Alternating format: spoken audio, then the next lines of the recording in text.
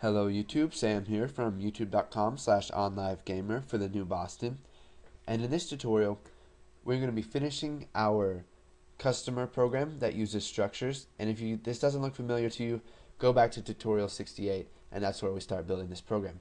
So enough rambling, let's go ahead and get started. So we created a structure, we created an object of that structure, and let's go ahead and take this out just to make it a little bit more readable. We set the values of that structure and we called display customer and passed our object to it. And so basically what display customer does is it takes a sorry about that. It takes a customer and it sets the text of the text value text first name to customer.firstname. So now what we're going to do is we're going to fill in the name field. So the way we're going to do this is we're going to use a read-only property. Now if you don't know what properties are, then go back and to one of the earlier tutorials because this will just confuse you. Now one thing about structures is that you aren't constrained to only use variables and values inside of your structure. You can also use methods and properties and other stuff. So in our case, we're going to create a property. So we'll go ahead and type public. Now we don't want the property to be able to set a value because there's no need to. So what we're going to do is we're going to type read-only property. So what this says is make a property, but don't let us make a set function. So it will let us use a get, but we cannot use set.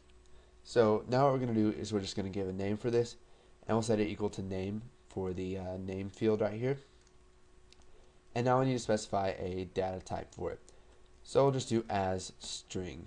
And now you can see that when we press enter, it adds the get and end property for us. You can see it doesn't add the set for us because it is read only. So now what we need to do is we need to add first name and last name to each other. So we will just type return first name, and then we'll just add a space in between that, and then last name.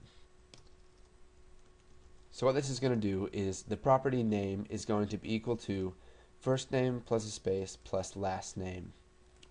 So now what we need to do is we need to set the we need to put that inside of this text box right here, which is text name. So we'll scroll down here and we will find our display customer sub. So you can see we set text first name.text, text last name.text, and text email.text. Okay, so now we'll come up here to the first line of display customer, and we're just going to type text name dot text, and we will set it equal to cust dot name. Now name is read as a value.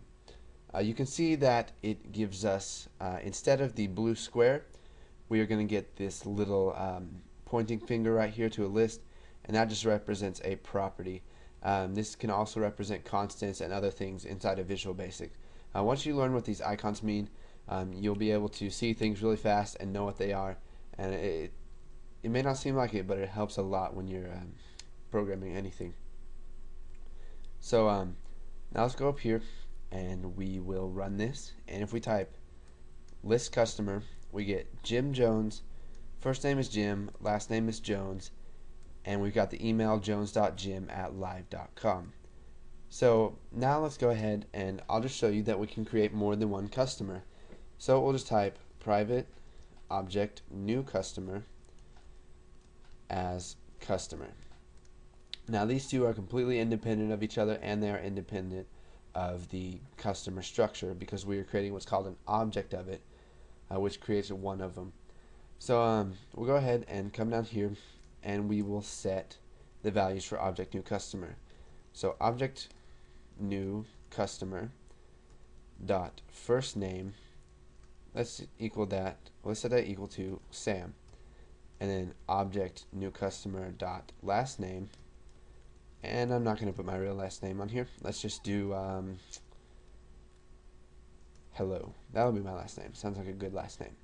And then we'll do object new customer dot email equals, let's just do my email at programmer.com. Okay, so now we can just go ahead and instead of using object customer, we will send object new customer. And we'll go ahead and run this. And you can see that we have our normal form, and if we click list customer, we get Sam hello, first name Sam, last name hello, and email my email at programmer.com. So that was just a little demonstration to show you that you can create as many structures as you want, and they are stored as objects, and they are completely independent of each other, and each can have different values for the variables, and they won't affect each other. So we also talked about read-only properties, which was the main focus of this tutorial. There's also such thing as write-only properties, which instead of giving you only get, you only get the set function, which we'll be covering later on a couple tutorials after this, because we don't need that in anything else. So thanks for watching, guys, and stay tuned for the next tutorial.